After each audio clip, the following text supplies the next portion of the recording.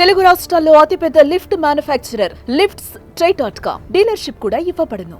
AP మాజీ CM YCP అధినేత జగన్ పై case నమోదైంది. ఎమ్మెల్సీ ఎన్నికల కోడ్ అమల్లో ఉందని అధికారులు హెచ్చరించినా పట్టించుకోకుండా గుంటూరు మిర్చి యార్డ్లో కార్యక్రమం నిర్వహించడంపై గుంటూరులోని నల్లపాడు పోలీస్ స్టేషన్లో కేసు నమోదు చేశారు.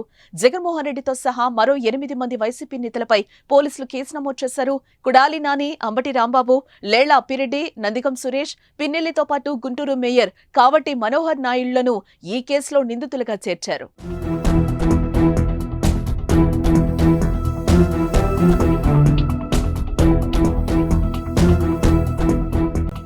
గుంటూరు జిల్లాలో ప్రస్తుతం ఎమ్మెల్సీ ఎన్నికల కోడ్ అమల్లో ఉండగా జగన్ ఈసీ నుంచి అనుమతి తీసుకోకుండానే బుధవారం గుంటూరు మిర్చి యార్డ్లో పర్యటించారు. ఎన్నికల కోడ్తో పాటు పోలీస్ యాక్ట్ ప్రకారం విధించిన నిషేధ ఆజ్ఞల్ని ఉల్లంఘించారు. దీనిపై కేసు నమోదు చేయాలని గుంటూరు పశ్చిమ నియోజకవర్గ ఫ్లయింగ్ స్క్వాడ్ అధికారి సిహెచ్ శ్రీనివాస్ బుధవారం పోలీసులకు ఫిర్యాదు చేయగా కేసు నమోదైంది. జగన్ నేతలతో కలిసి గుంపుగా యాడ్లోకి ప్రవేశించారని, యాడ్ కార్యదర్శి అనుమతైనా తీసుకోలేదని ఫిర్యాదులో పేర్కొన్నారు.